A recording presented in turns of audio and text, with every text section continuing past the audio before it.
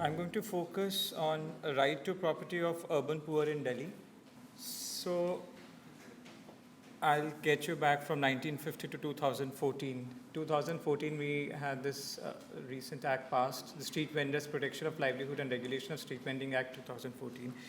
So most of us are aware that for a long, long time there has been a long struggle of street vendors to get their livelihood, right to livelihood recognized.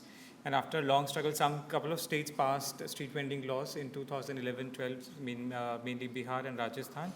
And in 2014, Parliament passed a central law. I'm going to focus on Section 5 of this law, which says every street vendor shall give an undertaking. He shall carry on the business of street vending himself or through any of his family member. B, he has no other means of livelihood. C, he shall not transfer in any manner whatsoever, including rent, the certificate of vending, or the place specified therein to any other person. Now from street vending, I'll quickly move to auto rickshaws. And there's a public notice on the website of Delhi government, which announces that there are 10,000 permits available for auto rickshaws, but there are permit conditions, and 2 of these permit conditions are relevant for us.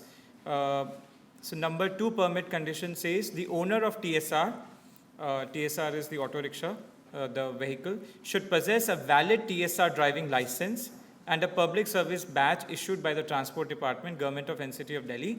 Number 3, the applicant should not possess any other TSR or transport vehicle with permits. Okay. Now, another sector. This is e-rickshaws. These are battery-operated rickshaws, and there is a scheme by the government called e-rickshaw Seva scheme, which imposes similar permit conditions. Now, exactly same kind of conditions. Even the number of, the number 2, number 3, it's exactly cut copy-paste job from auto rickshaw regulations. The owner of e-rickshaw should possess a valid license to drive the e-rickshaw and public service badge, and applicants should not own any other e-rickshaw or transport vehicle permit. So the point is, the common theme across all these 3 regulations is number 1, that you can own only one vehicle. You can only get one permit, and you cannot transfer this permit, right? So if you have only one permit, that means that you are the owner, but you are also the driver. So you have to drive your own rickshaw or e-rickshaw or your vending spot. So you have to work at your own vending spot. And this becomes a barrier to property right. So let's try and look at why these regulations, what is the psyche behind this. So if we look at a speech of Road Transport Minister, the Central Road Transport Minister, and I quote, "In an effort to check cartelization, the driver of the vehicle will be the owner and no one else will get the license," unquote. Interestingly, we also have radio cabs in Delhi, and the rules for radio cabs licensing are different. The Transport Department, Government of Delhi mandates a fleet of minimum of 500 cabs per license under the Radio Taxi Scheme 2006. So there is a difference there. So probably it seems from the statement that government is trying to prevent cartelization because they think that some rich people will monopolize the whole trade. They'll take over all the vending spots in Delhi. They'll take over all the auto rickshaws in Delhi, or they'll take over all the cycle rickshaws in Delhi, and poor will not be able to buy their own rickshaws or ply their own rickshaws. And so this is clear that this anti-expansion policy is applicable only to micro entrepreneurs. Now imagine if this policy was there for radio cabs and also for airlines, So if you have a plane, you have to fly your own plane, and you can't buy a second plane, right? Or if you are a hotel chef or you own a hotel, you have to be the chef in the hotel and you can't open another restaurant, right? If you own a shop, you better be the shop manager and you can't open a next shop, right? Petrol pump owner should fill the petrol himself and not own another petrol pump, right? Uh, so, of course, the government, it seems, has no objection with potential cartelization in aviation, in manufacturing, in radio cabs, and so on. So, it sounds absurd. And of course, you have Competition Commission of India to take care of such malpractices. Let's look at what other people have to say. So I quote Madhu Keshwar, who writes, MCD officials have thus far justified their absurd owner must be the puller policy using socialistic sounding rhetoric that they need to protect the poor and vulnerable pullers from the greed and exploitation of rickshaw owners, disparagingly referred to as rickshaw dons, thekedars, or rickshaw mafia. As per the propaganda war unleashed by the MCD officials and avidly absorbed by the media and socialist-minded activists, rickshaw owners represent a criminal type exploitative class of people because they live off the rent charged from poor pullers. They have been able to get the Supreme Court and various high courts of India to outlaw their existence by projecting them as antisocial elements who fleece the poor.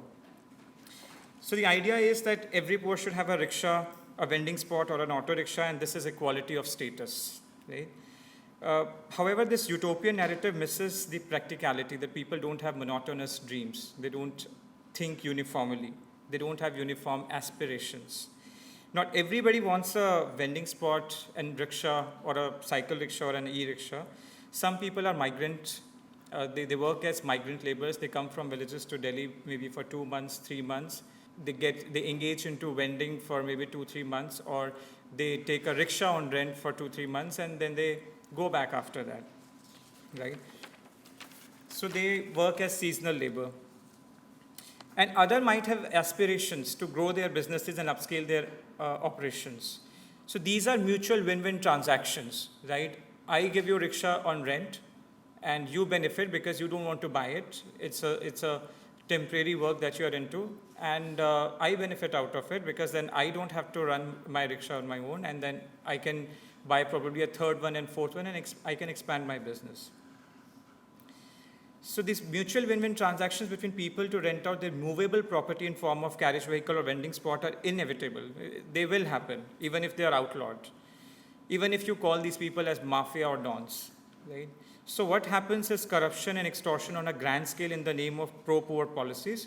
Poor remains poor, and they keep paying bribes in order to survive as the government outlaws renting a voluntary transaction between two individuals. And it doesn't stop renting at all, but it merely illegalizes it, and it opens a source of corruption worth thousands of crores for police and babus. This policy designed to help poor actually results in their exploitation.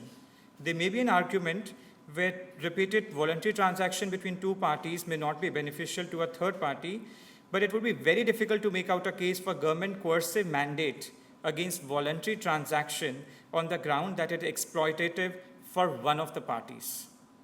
In fact, this is precisely the coercive law does. Not only does it take away the flexibility from both the parties, but it actually makes either one of the parties or both the parties worse off. They cannot work efficiently, or they cannot expand their businesses. They invest more capital. They cannot invest more capital, and they cannot grow in a legitimate manner. So what does this regulation do to third parties, the customers?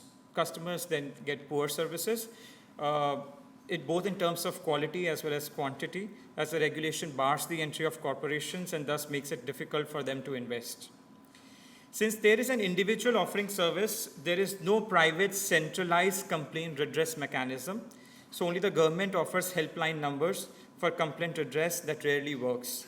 It is practically not easy to petition a street vendor or a rickshaw puller to consumer forum. So people who are from Delhi, they would know that auto rickshaws are known to be miscreants, are known to be aggressive, are known to engage in quarrels regarding, and are known to temper their meters or get into aggressive negotiation over, and they don't go by meters basically. So why does that happen?